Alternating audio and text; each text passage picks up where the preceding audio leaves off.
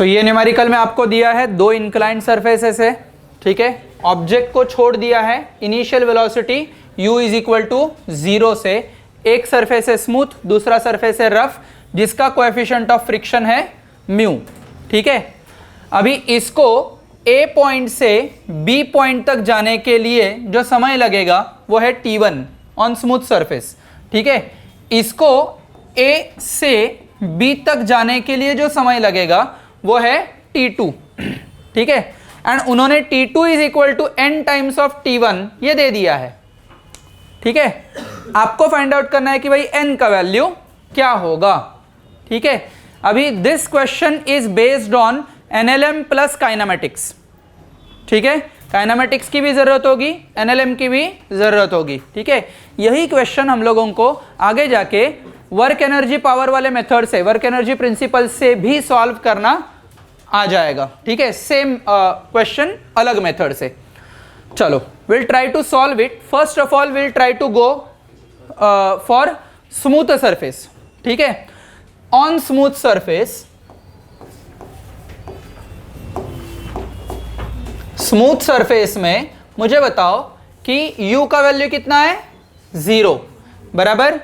जो वो distance travel कर रहा है उसका डिस्टेंस कितना है, लेट्स से s, या दोनों में सेम ही हो जाएगा ना, क्योंकि हाइट सेम है, एंगल भी सेम है, ठीक है। If we take this triangle then will get that this s which is equal to h divided by sine theta, बराबर। यह हाइपोटेनियस है, sine theta is equal to h upon s, बराबर। तो s will be equal to h upon sine theta. Is it very clear to you? Everyone understood very well? Okay, so s को मैं लिख देता हूं h upon sine theta, clear है? Okay चलो ठीक है। नेक्स्ट हम लोगों को यह भी पता है कि उसको जो टाइम लगने वाला है t which is equal to t1, clear. u is equal to 0, s is equal to h upon sin theta and t is equal to t1. Now question arises, do we need to have acceleration? Yes, of course. How to find out acceleration? Balance condition, unbalanced condition. Of course unbalanced condition तो ही acceleration मिल जाएगा। Now ये अगर smooth surface होगा तो इसके ऊपर सिर्फ एक ही force act होगा, जो होगा कौन सा? mg साइन थीटा, बराबर है, mg साइन थीटा, ठीक है। इधर हो जाएगा नॉर्मल रिएक्शन, इधर हो जाएगा mg कॉस थीटा, ठीक है। और कोई फोर्स एक्ट होगा क्या? नहीं, ठीक है। mg लिखने की आवश्यकता नहीं है, हम लोगों ने कंपोनेंट्स रिजॉल्व किए, ठीक है। सो mg sine theta, mg cos theta, nr, and ये डायरेक्शन होगा एक्सेलरेशन का, ऑफ कोर्स नीचे जा रहा है वो एक्सेलरेशन से, ठीक है।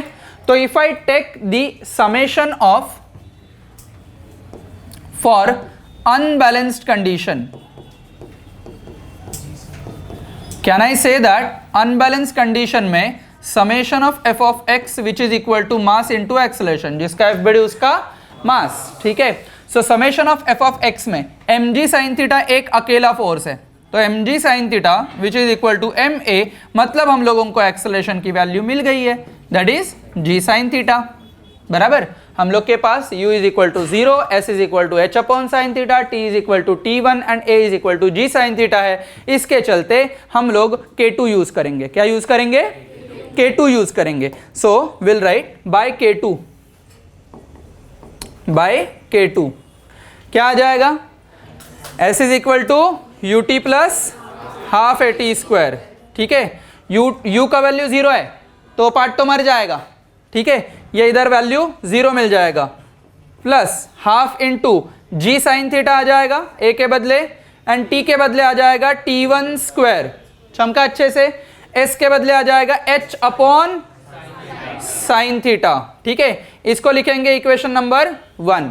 ये हो गया हमारा काम स्मूथ सरफेस का, खत्म, ठीक है।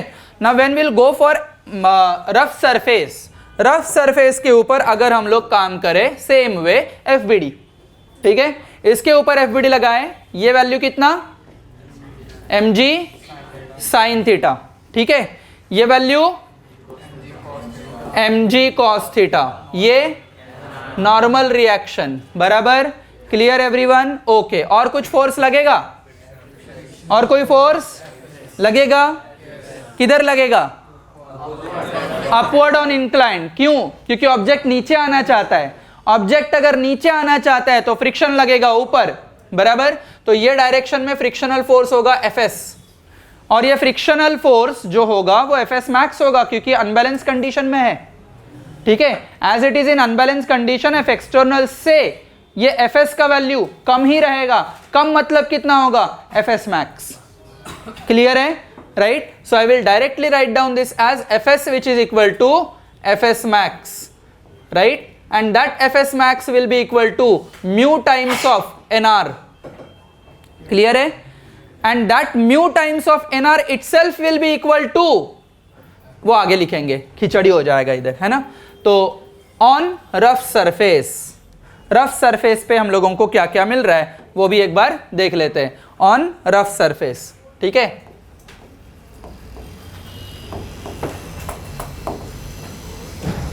रफ सरफेस पे u इज इक्वल टू क्या मिल रहा है? 0, बराबर। s भी सेम है, h अपॉन साइन थीटा, उसमें कोई चेंजेस नहीं है। Now t is equal to what? n times of t1 लिख सकते हैं इधर। t is equal to t2 which is equal to n times of t1। Clear है? Right, okay. एक्सेलरेशन का वैल्यू हम लोगों को निकालना है, राइट। अभी ये एक्सेलरेशन का वैल्यू फिर से मैं इधर FBD लगा देता हूं so that you will get an clear idea. ये हो जाएगा mg साइन थीटा, ठीक है। इधर मैं लिख देता हूं Fs आ जाएगा and that will be equal to mu into nr। You can easily tell me that कि what is the value of nr? mg cos theta. nr हमेशा उसके अपोजिट डायरेक्शन वाला पार्ट चेक कर लेता है। Fy is equal to 0, right. और else I'll write it down here कि as summation of Fy which is equal to 0, अलग colour, summation of Fy which is equal to 0। अगर summation of Fy is equal to 0 है तो I can say that कि nr minus mg cos theta which is also equal to 0, ठीक है। क्योंकि ये incline plane में स्लाइड करके जा रहा है, वो y का पोजीशन नहीं चेंज कर रहा है, ये वाला पोजीशन नहीं चेंज कर रहा है, ठीक है। वो जंप मार के नहीं जा रहा है, स्लाइड करके जा रहा है। इसीलिए summation of f of y is equal to 0 and इधर मुझे nr का वैल्यू मिल जाएगा mg cos थीटा। ये nr का वैल्यू mg cos थीटा आया तो हम लोग बोलेंगे fs which is equal to fs max which is equal to mu times of nr and वो आ जाएगा कितना? Mu times of mg cos theta. चमका अच्छे से, right. Now we can say कि इधर Fs का वैल्यू आ जाएगा mu mg cos theta. Clear? Acceleration of course नीचे जा रहा है तो एक्सेलरेशन ऑन इंक्लाइन प्लेन के डायरेक्शन में होगा, डाउनवर्ड, ठीक है। तो मुझे इधर फोर्स बैलेंस करके एक्सेलरेशन का value g sine theta cos theta के फॉर्म में मिल जाएगा, ठीक है। एंड वो एक्सेलरेशन यूज करके मैं काइनेमेटिकल इक्वेशन सॉल्व करूंगा। चमका अच्छे से। सो इधर मुझे u पता है, t पता है, s पता है, a के लिए मैं जाऊंगा तो will get summation of f of x which is equal to m into a, ठीक है। इधर आ जाएगा mg sine theta minus mu mg cos theta which is equal to ma, ठीक है। तो m मर जाएंगे, राइट, क्लियर। तो a का वैल्यू क्या आ जाएगा? g ब्रैकेट में sine theta minus mu cos theta, समझा? Sine theta minus mu cos theta. ये एक्सेलरेशन आया, मतलब मुझे अभी क्या क्या चाहिए? u चाहिए, s चाहिए, t चाहिए एंड ये एक्सेलरेशन चाहिए, ठीक है। By using these 4 values again I will go for k2। I will prepare equation number 2। Clear है? इधर तक समझा था? k2 हम लोगों ने यूज किया था। इधर हम लोगों ने ये सब कुछ क्यों किया? एक्सेलरेशन फाइंड आउट करने के लिए, ठीक है।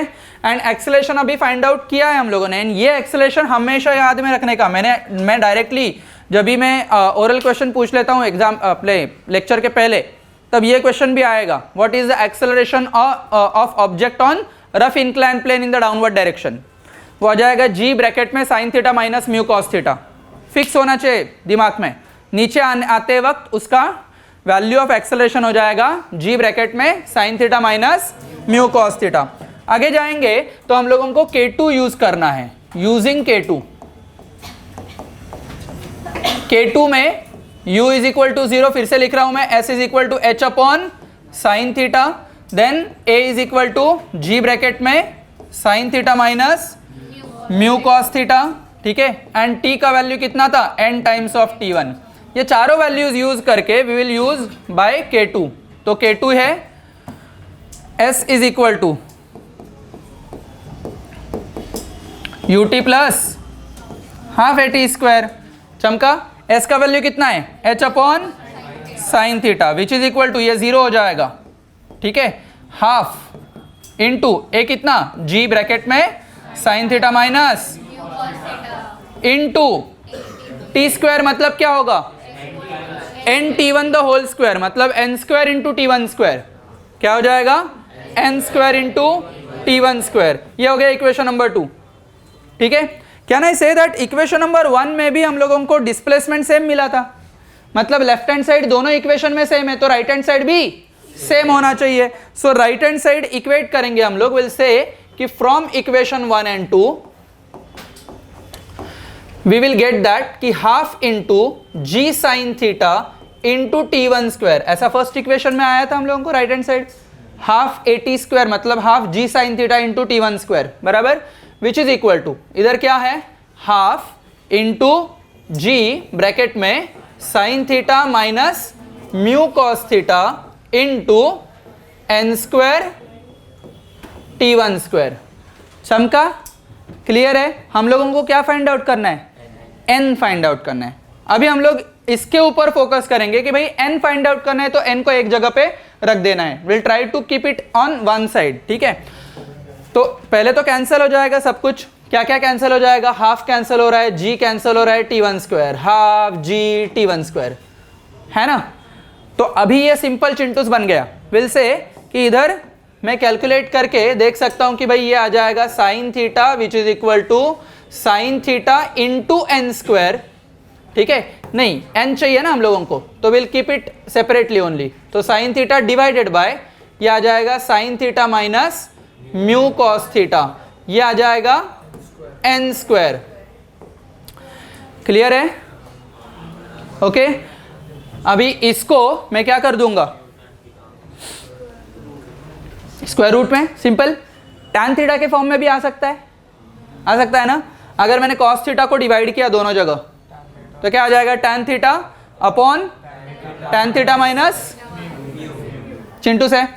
फिलहाल तो मैं ऐसे ही रख रहा हूं कि sin theta divided by sin theta minus mu cos theta, उसका square root, that will be your value of n, ठीक है।